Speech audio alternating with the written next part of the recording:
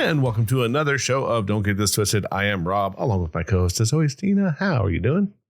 I've been going crazy trying to figure out how I'm going to plan all the things going on in my life. But other than that, I'm doing quite well.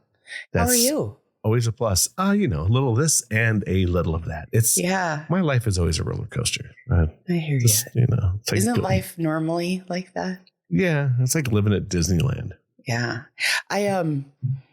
Okay. So we did the polyamory podcast. Mm-hmm. And that for me, I was really afraid of because like I said in the podcast, I kept everything very secretive. Mm-hmm. And the one person, well, there was several, but most of the men in my life, from my brother, my dad, to my ex, to anybody I've dated, nobody listens to the podcast. Everything. Well, that's good. Yeah, probably is. But I was very worried about my other mother hearing the podcast, and I went to a party on Saturday, and this was a week ago, and I found out from her son that she listened to the episode because he told her to, which I was like, oh my God, you threw me under a bus. But one of my biggest fears is being exposed and people see stupid shit that I've done. And it sparked a very good conversation between me and my second mom. And she was very sweet about the whole thing. And she had some questions and I answered them as truthfully as I could. And it worked out okay. So I guess the moral of the story is don't be so afraid of the truth coming out because it's just the truth and you just got to deal with what is. I agree. So, yeah. I don't pull any punches on here. So whoever listens, they just know they're getting it. Nobody really wants to know how real things could be with me. I don't think I do stupid shit. I'm not going to lie, but I also am pretty smart about it. And I will hold my own with what I've done. It's not like I'll just do something I don't believe in, but still there's that little kid inside that doesn't want mom to find out or doesn't want to be exposed, or be wrong. And man, people don't like me already because of who I am and how I act and what I do. And I don't see myself as being wild, but I am bold and I will do whatever the hell I want to do. And I make no excuses for my action. I'll just be like, yeah, that was me. So for me, I always feel like I'm under a microscope, especially doing the podcast. That's why I didn't even promote this to my family that, there's so many people that don't know. And then there's other people that I don't even know how they know just through talking. But so far, what I'm getting from the people that I have let in to listen to this is that they like that we're real and that I am the way I am here or in real life. So I'm just going to keep going with that. But man, I was like, oh no, it was a lot. There were a few people who I was not hesitant, just I knew that they would know I was talking about them. So but look, I'm a straight shooter. I don't hold anything back. And most of the people who would hear something about them, they already know pretty much everything. So It's just a matter of look, that's why we don't name names. It's easier to get that going. Yeah. So, before we get started, yeah. Like always, check out our socials. Check out our socials. Do all that fun stuff. Facebook, Instagram, Twitter. And go to wherever you listen to podcasts, Apple, Google, Spotify, Amazon, iHeartRadio, pretty much everywhere that you can hear podcasts, and follow so you get the shows every Wednesday. Yeah.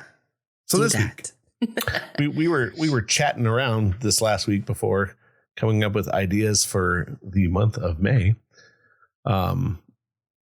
And you brought up a really good one that I think that we probably should have done a while ago, because I think it's pretty important that what having a phone in your hand has done to relationships, both family and personal relationships. Mm-hmm. I think that it's, I see it more and more now when you're out and about. Phones have taken away any kind of closeness that families used to have about talking with each other at a table, or boyfriend and girlfriend. I've seen couples that I'm not sure they're on dates, but are at least out to eat, that literally are sitting across from each other on their phones. Yeah. Oh, yeah. And with families, I think it's worse. Like mostly younger kids, where you see them, they just have a iPad standing in front of them. Mm-hmm. And at all times, the whole time while they're eating. It's bizarre. And I think both sides of it, both the family side and the relationship side, are two totally different evils that come with having a phone in your hand all the time. See, we come from the generation of having a cell phone that was only used for talking. Well, we also come from a time where we had to sit at the table to eat dinner. We had our grandparents showing up at all, at least in my world, always had grandparents around, always had aunts, uncles, cousins. And another thing is we had to pick up a phone that was stuck in the kitchen on a long cord to talk to somebody. There's no way you could cheat or say something secretive because everybody in the house is going to hear it. You're in the main room of the house. I remember getting off the phone with my parents so many times going, wait, where did you say you were going to go? And who are you going with? And I'm like, damn, can I get some privacy? Right. So we didn't have a way of communicating, a way of having one-on-one communication in any way that other people didn't have some sort of access to. Right. Because they were there, And and look, cell phones are great for knowledge. I don't want to take them totally away, because if you need to know something, or now with maps and other things, there's definitely apps that are great for society. Social media has made us dumber and way more likely to use that for bad. And I will tell you that I've done it. So I know, like, social media can get you in contact with people that you haven't been in contact with for years and get you in tons of trouble. So, and then it's just, why are you on the phone all the time? Why are you on the phone all the time? Why are you on the phone all the time? It'll lead to just turmoil. I went out, and had, drinks and dinner, I don't know, a few weeks ago with a friend of mine, and right here in town, it was her and a friend of hers. I got there, and I will say, and we were there, I was there hours. I will tell you that each one of the people picked up their cell phones maybe twice. Nice. It was awesome. It was nothing but talking, and it was more like how things should be. Nobody was worried about, who's doing what or what's next, or texting or checking. It's like, no, our phones were on the table, and look, two of us, me and my friend, I know have children. So that's her biggest thing, is to make sure that she can get, if her children are trying to get a hold of her. And me the same way. If I need my son to get a hold of me, I want him to be able to do it. And I believe the girl who was there, my friend's friend, also had kids. So that would be the same. But that was it. And it was nothing but conversation. But I can tell you, the people around us, all of them had phones and were looking at them the whole time. So it's just a very bizarre thing. And maybe it's a generational thing. I do believe that our generation has got caught up in all of that, because we were kind of the first internet. Like, we were the first 20-year-olds to have internet. So we're part of that. But it's just weird. And to see families. We also had a social connection that was a staple in all of our worlds. Like we were teenagers before there were cameras in everybody's hands. Thank God. Thank goodness. We didn't have, I mean, people had to tell me how to get to their house by using landmarks because I have the worst sense of direction. And, you know, I kind of enjoyed that. I knew what was around more than I do now, because now I just plug it into my phone. It says turn right here and 150 feet and you're good, you know? So I miss the fact that we can't do everything that we used to do without somebody getting it on video or getting it in pictures.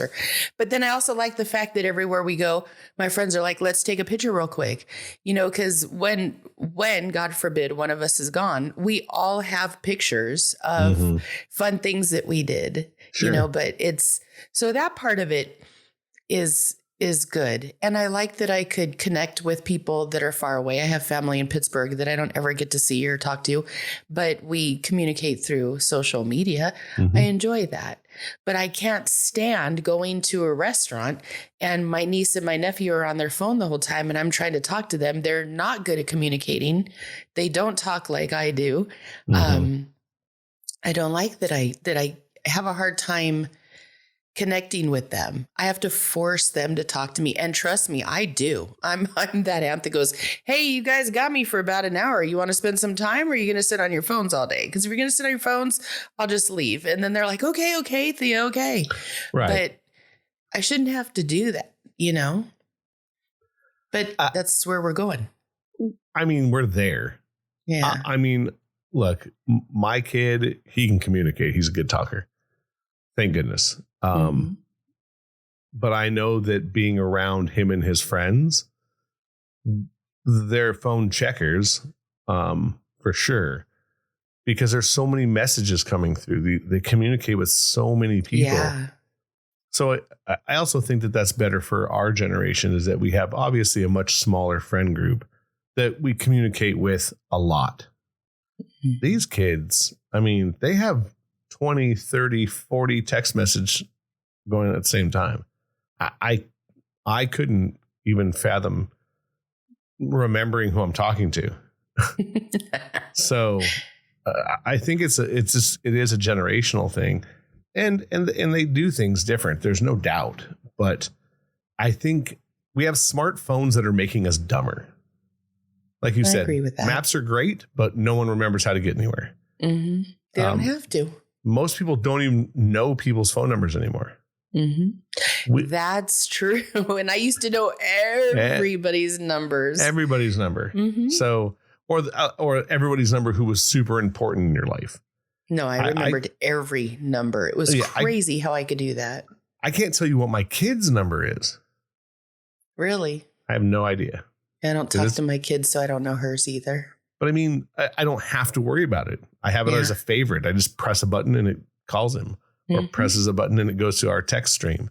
So the important people in our life, we really don't know their phone numbers anymore because it's making us not have to remember.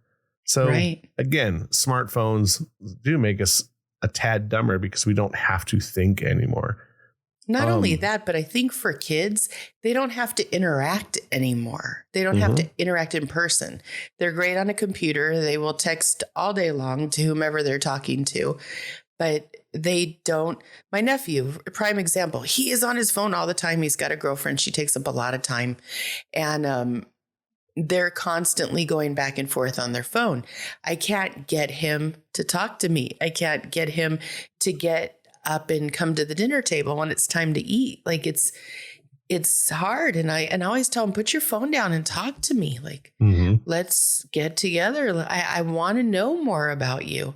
And it's so hard. And my brother allows it. You know, he's a teenager. My brother's not going to say too much. He's 17, but sure. He doesn't know how to interact. Our family is a bunch of huggers and kissers. And I always say they give me their head. Like they just put their head into my shoulder and I'm supposed to hug them sort of, because they don't get close enough. Right. And that's their way of saying hi. And I'm like, you can't even hug me? Come on now. But I see that kids are like that all the way around. Like it's very hard for kids to open up and be able to connect with their people because they don't have to do it anymore. Yeah, I agree with that. I think it's a weird thing. My kid is a little different for a lot of different reasons, but like he grew up in a wrestling locker room. Mm-hmm. So wrestlers shake hands and hug each other. So like my kid has been doing that for years. So he kind of continued that trend with his friends when we lived in Camarillo. So when he sees them now, he like shakes hands with them and brings them in, and like they all hug each other, and I do the same. And it's funny, my friend who lives here down the street, her son is a big human being. He's a very large. He'll be 21, so he's almost a man, or is a man. He's very quiet. He talks with my kid. When we're together, I make him try to talk. He's a good kid, and he really is. He has had some issues, but thankfully he's cleared all those up, and he's kind of going in a right direction. But you're right. The communication skills are so odd because his mom can communicate. She's a little quiet at sometimes, but can generally talk. But when the kids get together, they talk. So it's kind of this weird thing where like communicating with adults is just a whole other issue as well. And mostly with that generation, because, they're used to being on a typewriter and texting. So when I text my friend's kid, he's all up for, he'll text me back and tell me what's going on. I did have him call me the other day because he was going through to go do something. And I said, hey, when you find out the news, give me a call back. So, and he called me, gave me the news and everything. So I just hope that this generation understands that they're limiting themselves to having very good communication skills and human contact. Mm-hmm. Human contact. Like, I don't understand why all these kids, this is what I hear now. Oh, that's my friend. Well, yeah, I never met your friend. Where do they live? Like, we'll go to the movies with them. Oh, they live in another state. They're not your friend. You never met them. Right. You don't have you're just talking to some crazy person on the other line. You don't even know who they are. Yeah, they're a colleague. There's something, I don't even know what you would call it, but I think about that all the time going, you don't even know who you're talking to. What the hell? Yes and no. I think with video games, a lot of these kids have cameras, headphones. They talk to each other every day. I'll go into my kids' room and there's a thing called Discord, which is kind of like think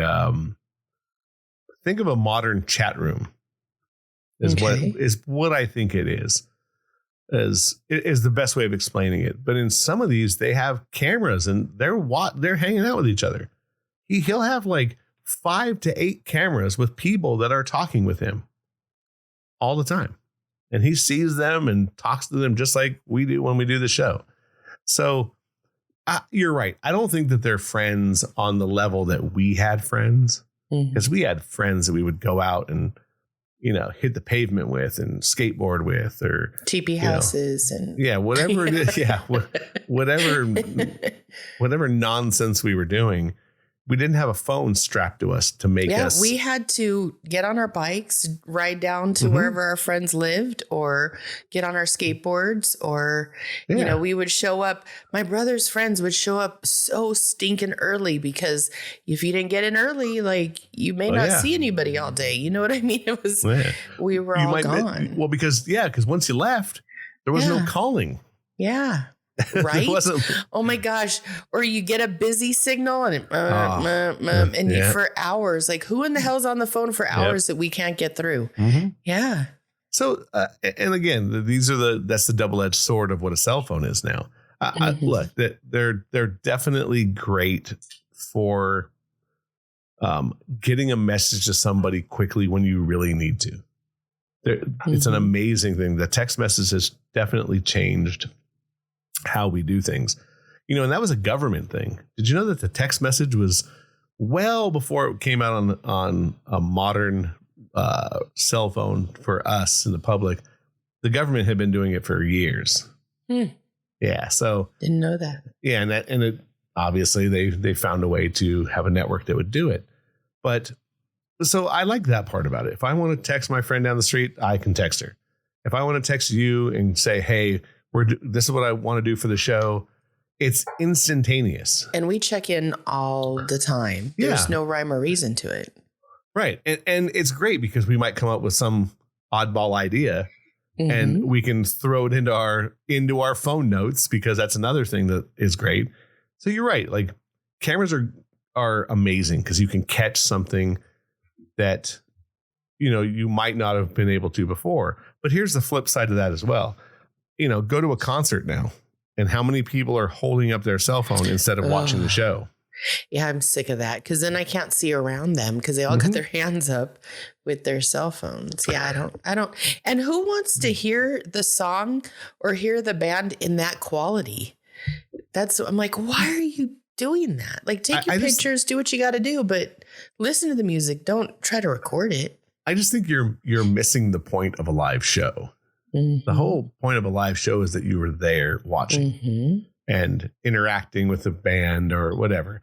And look, maybe that's just the old fogey in me, and I'm like, but I just think that we're missing out on things by trying to catch the things we think we're missing out on. So, what drives me crazy? A couple weeks ago, I had a client bring her son in, and her son's about a year and a couple months old. I don't know.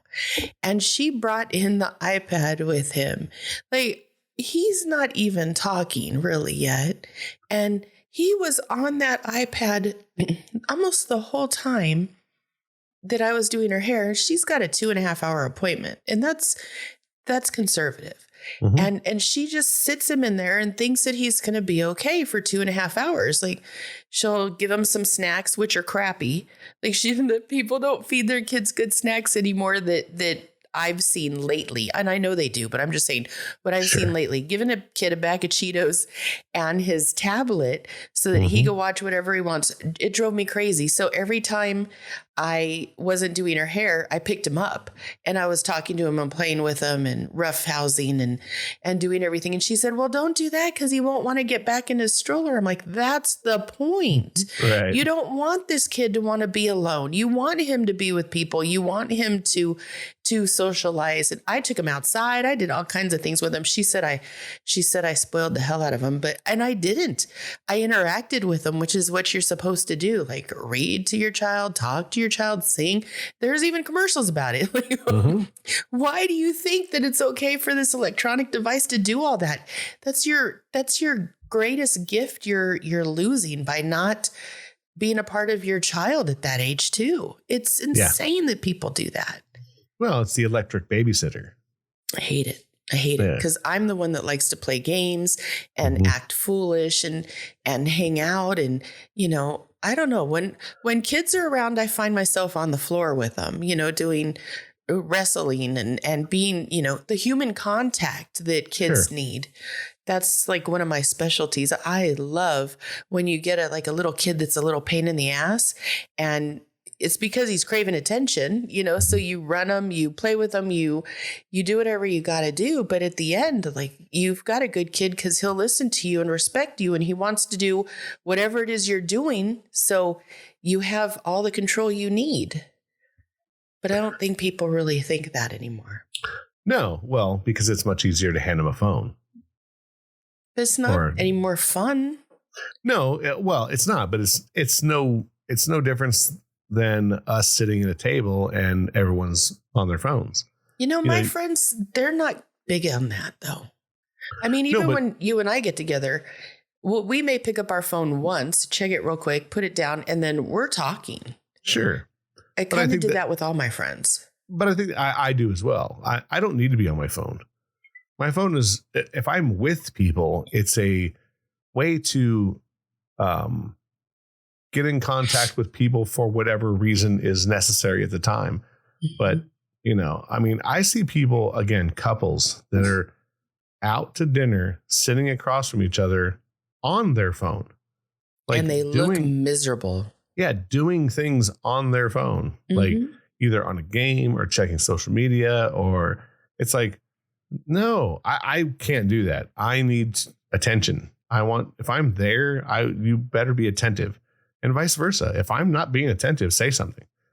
Let's not dehumanize each other anymore, because that's what the cell phone is doing, and it's doing it to relationships, families. It's even weirder because, like we talked about it before, where young kids don't know their grandparents.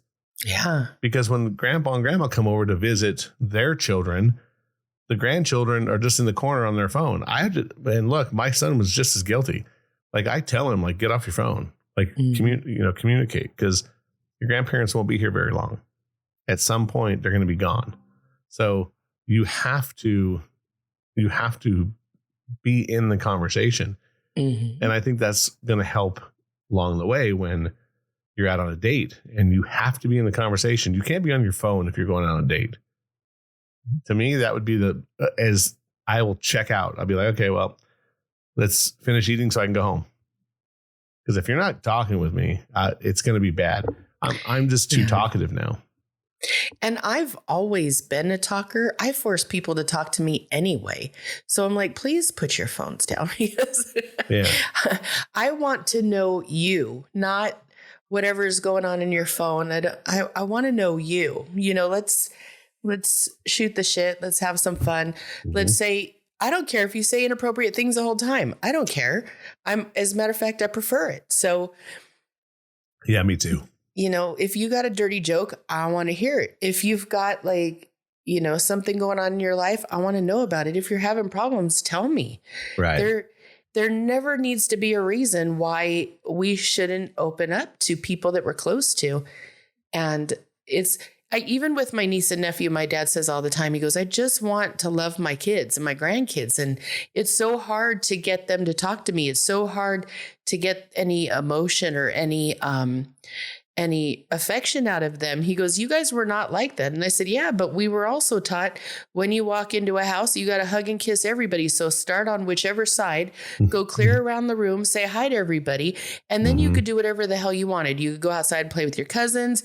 You could go in the room, play your video games, do whatever you got to do. But you have to say hello and then another goodbye. We called it the Garcia goodbye because it took like an hour to get through everybody because we don't have a small family.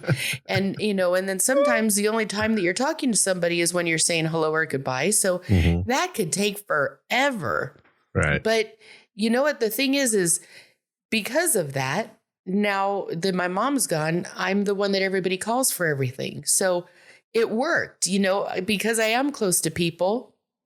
They call me, they talk to me, they interact with me, and I force the kids. So the kids now do it with me too, as much as I make them. But I'm like, no, we're not doing this. Get up and give me a hug. Like this. What if this is the last time I ever get to hug you? What if I get in a car accident and I'm not here anymore? Well, same thing with you, like, don't you want the last thing to be something good and to know that you're loved? For sure. I tell my clients, I tell my friends, I tell people all the time because it really is bothering me. And I would say in the beginning when I had my daughter and phones got to the point where they were, where we were on our text messages and everything all the time, I was even guilty of doing this at times. But I also spent a lot of time with my kid. I put her on the counter and made her read to me every night, while I was making dinner. I played games with the kids. I played games with the kids till they play them just like me. We did it so much. So I get how easy it is to let something else do the work so that you could get what you need to get done. But at the same time, it's not work. You're missing opportunities to be close. Sure. Yeah. And I think that's the same along the bend of any time you're on your phone. Like I said, if you're with your friends out, the last thing you should do is be on your phone. The last thing. I mean, I love the idea of stacking the phones on the table. We're here to talk. We're here to communicate. We're here to see each other. And it's no different than if you're in the same living room. If you're in the same living room with your mate and you're both on a phone and sitting far away from each other, there's a huge problem to me. that should be the last thing you should ever do.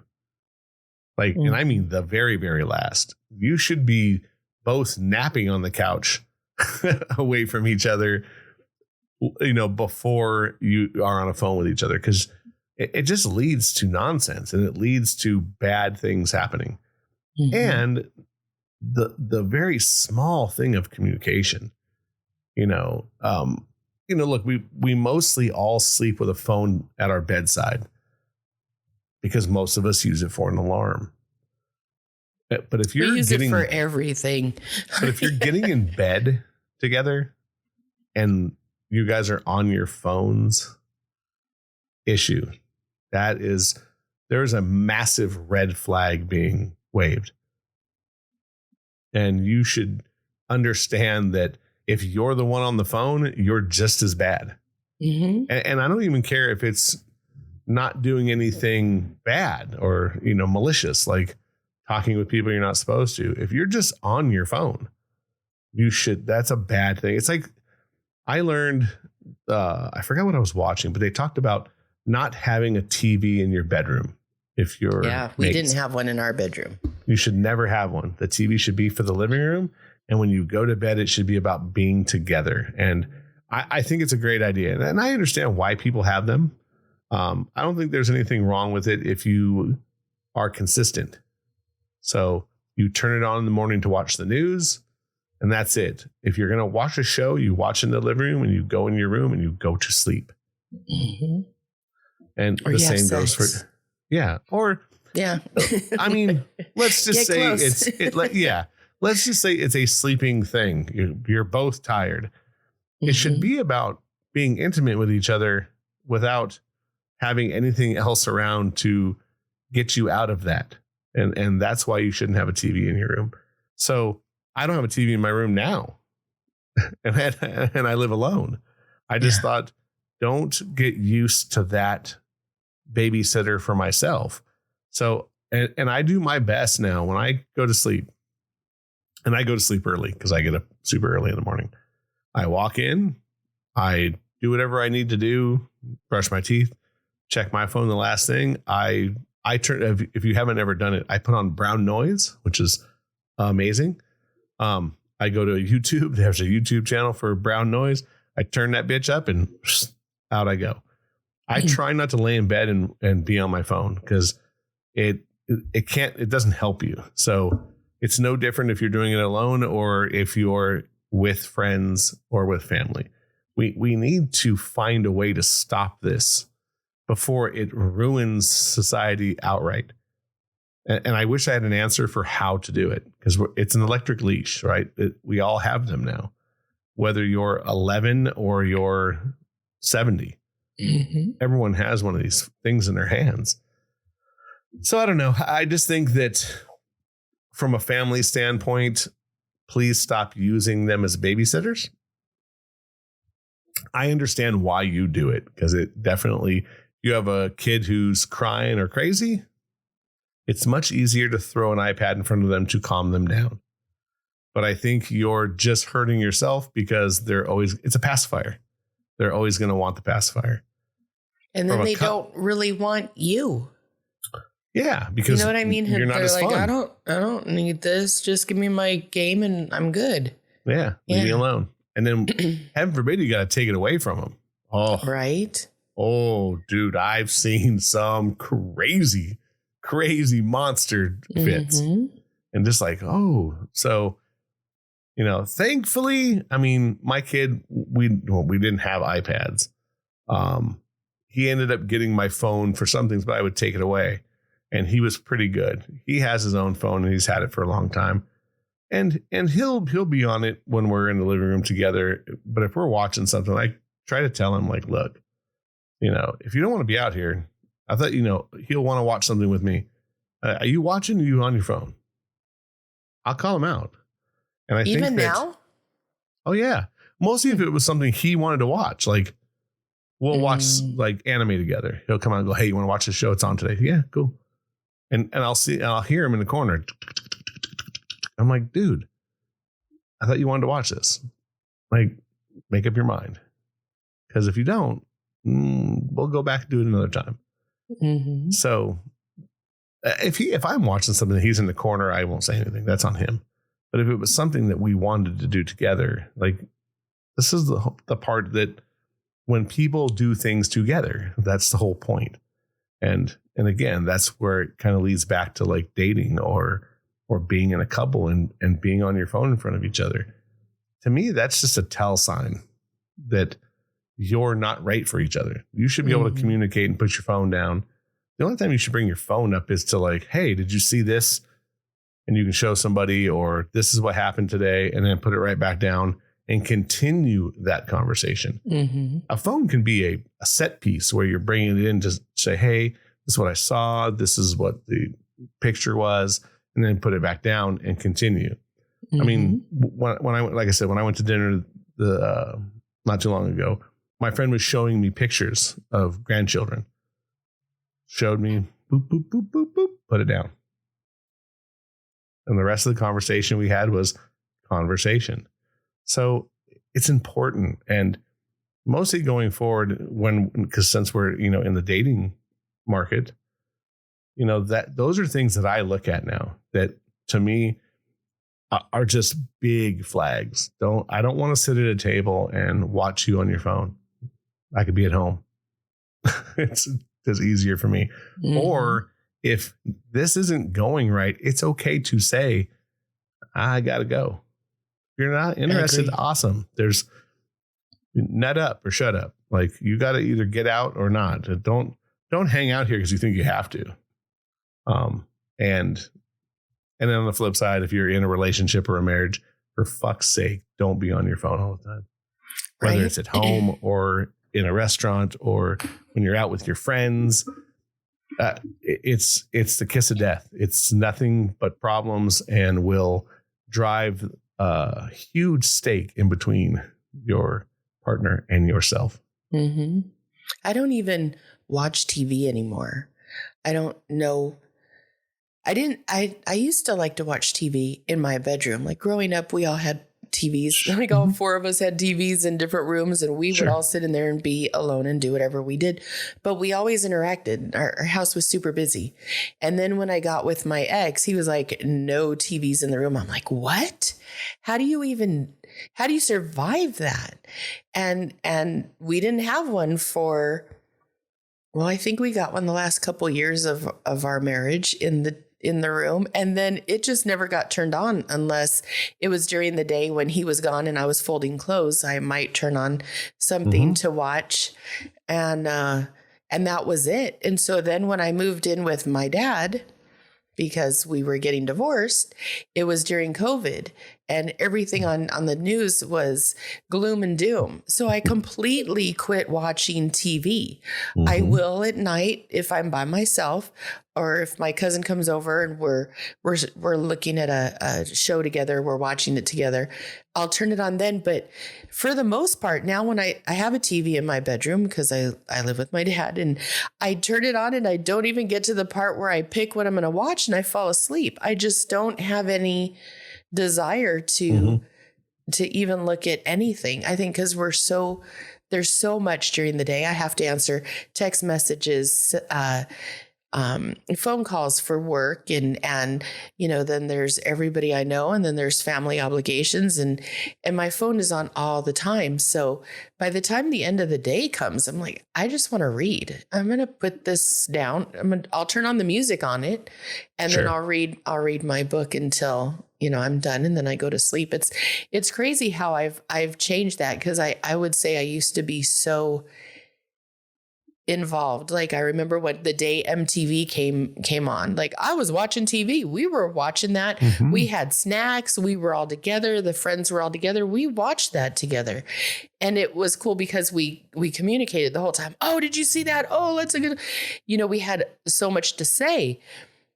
But now when we watch TV together, so that there's none of that going on. There's no interaction. Everybody's just quiet and they'll be on their phone, do whatever. And it's just quiet time where you're allowed to have free time. And I don't like that.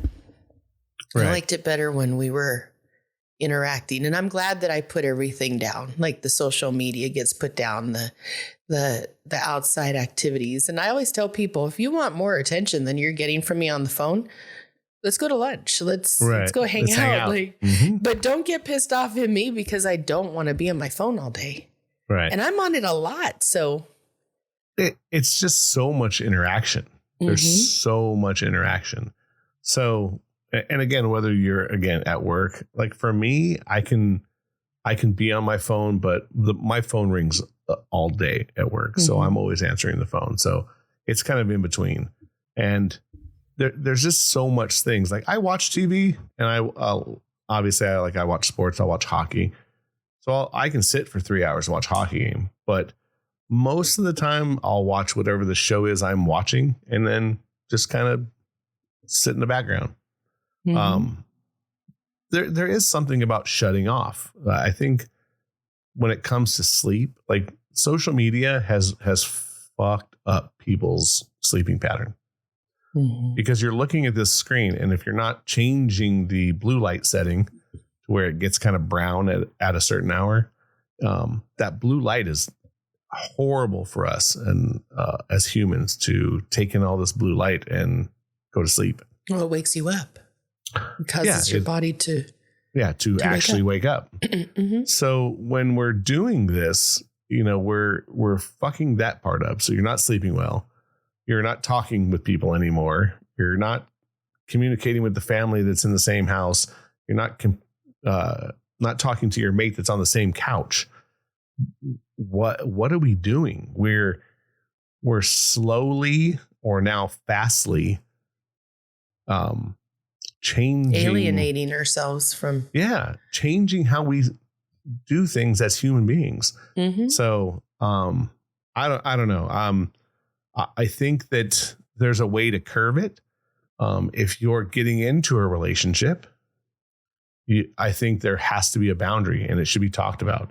It's no different than talking about your political beliefs or religious beliefs or whatever these things are that you end up talking about.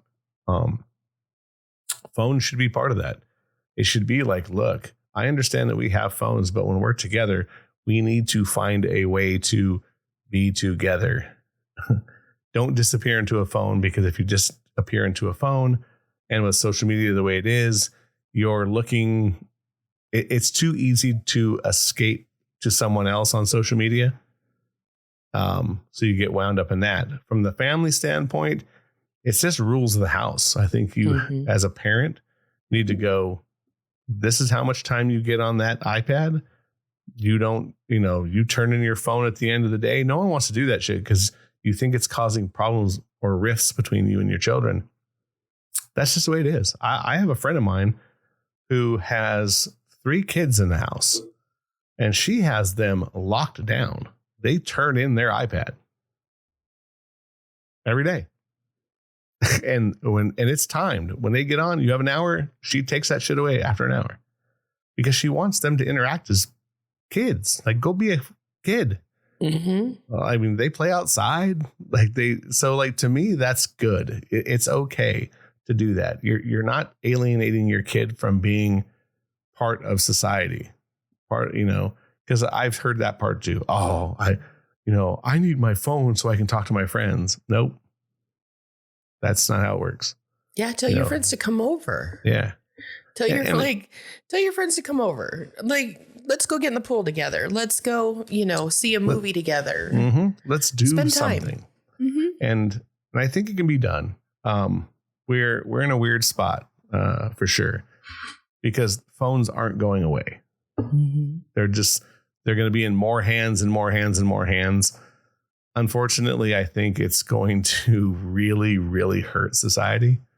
I think it already has. There's a really good documentary on Netflix about social media.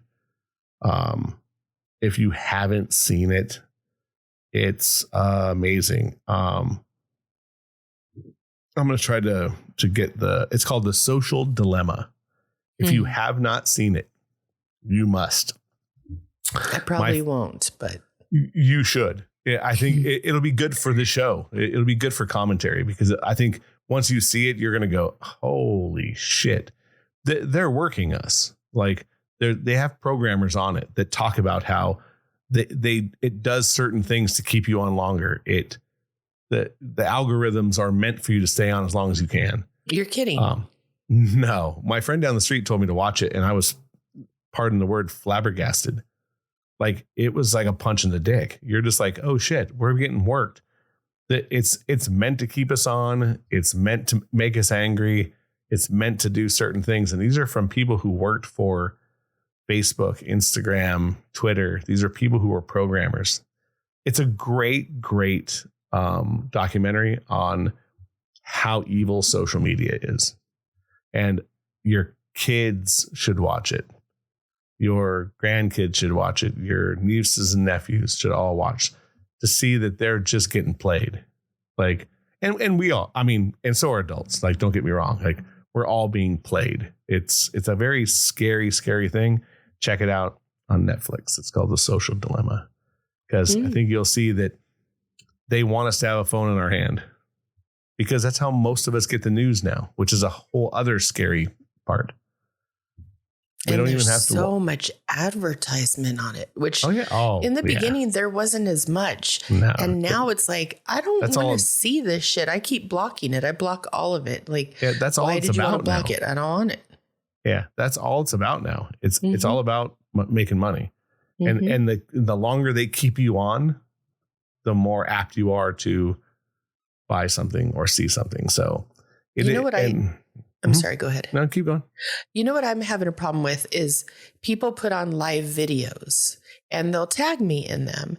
And I feel like I don't want to be a voyeur. I don't want to, like, you know what I mean? I don't know how to act. Am I supposed to say something? Am I just supposed to watch? Like, I don't want everybody seeing our conversation if I say something to you like, oh, you're driving home from work. You know, if I say that, like, then somebody knows that I've talked to the person that I'm talking to. I may know more than they do. And the jealousy factor with women is crazy.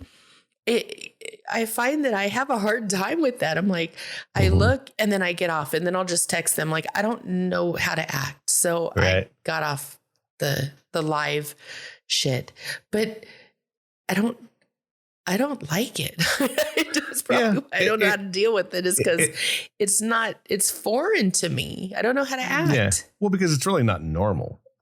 I mean, from the standpoint of how we look at life. Yeah. That's why. What are you saying in that live video to me? Like, if there's music on, what is that song? Is it supposed to mean anything? Or are you just sharing a song? Like, set me up so I know what I'm supposed to be thinking. Right. Well, like I said, I think that it's we live in such a weird world now that social media has just fucked us all up. It's like I've said it a bazillion times. It's the greatest, worst thing ever and the worst, greatest thing ever. It's brought people into our lives that we wouldn't have got back together with them. And maybe should not have. I mean, yes, there's a reason that we don't see people, after we quit talking to them. I mean, I think a lot of things has to do with distance, but so there's good and bad in everything. It's like, look, they bring back people or people fade away. You'll post something and then people that you thought your friends will just disappear. So like I said, it's a good and bad thing. But I think going forward in the world, we have to understand that the phones need to be slowed down from a personal standpoint. We have to find a way to put them down as much as we can, to keep social relationships together, to keep marriages together, and to keep families together. Try to find a way to, pardon the easy one to say, is just put the phone down. We have to do this as a society because there is a social dilemma. And the social dilemma is we're becoming so padlocked to something that's in our pocket that we don't know how to not take it out when we're bored. So I don't know. My thing is just that, put it away, find a way not to do it, whether you're drawing, reading, outside walking, find a way to not be on those type of things. And when you're with people, be with them. Mm-hmm. It's pretty simple. I enjoy that. I enjoy putting a phone down and having a conversation with another human. There's nothing better than that. I mean, you can FaceTime all you want, but there's nothing better than looking in the person's eyes when you're talking to them. That's very true. But the FaceTime, like my friends in El Paso, when they call me and they're on FaceTime, I feel like I'm there. So in that situation, I love it. But if it's somebody that's right down the street, just come over. I don't care if you're in your pajamas. Come over. Come hang with me. Yeah. For people that are far, far away, yes, FaceTime is amazing. It is. It's the one way that you don't have to get on an airplane to see somebody. Mm-hmm. But if they are close, and to me, close is 2 hours. Like if you can drive to see someone and have a dinner or have a breakfast and do it and sit across the table and communicate with them, do it every single time. Because those times are they're priceless. So, and you don't get them back. That's for sure. Nope. And you don't get time in your own house back either. So if you're in a relationship and these people are on their phone in bed or they're on their phone here or they're doing this, stop. It's going to be the death of your relationship, and the trust issue in society now is already shitty. You want to make it worse, be on your phone all the time. I agree. Can't. All right. Well, we have done our due diligence on why you shouldn't have a fucking phone out when you're around people. You almost went a whole episode without saying that word. I know. And here you go. It'll probably come out 3 more times before we're done. Nah, no. I'm gonna do my best and not say the F word before we get off. So nice. But yeah, it's a opinion show, so don't get it twisted. Make sure you come back every Wednesday. Check out those cool social medias that we talked about earlier. Listen to us on all the platforms. Share this show. Send it to everyone you know and say, at least listen to this and see if you like it. And if you do, follow us. We're on every Wednesday. Anything else you got to say there, Tina? We're almost at our 100th episode. I know we're inching towards that. I think it's sometime in June. In June. We'll have to come up with a cool thing to talk about. Who knew we'd be doing this over a year at 100 episodes? Like it's insane. Yeah, I think we're on like 91. When people say, how's your podcast? I'm like, we're almost to 100 episodes. They're like, you haven't been doing that long. I'm like, but we have. We have. I know, it's crazy. I listened to a couple episodes too, by the way, as I was driving, and I think we've gotten way better. I hadn't listened in so long since like the beginning, and I was like, we're in the groove now. We are in the groove. Yeah. Yes. So this episode is 93. 93. So, all right. Well, until next week, I am Rob. Oh, for my co-host Tina, as always, we'll see you in a week. Bye, Tina. Bye.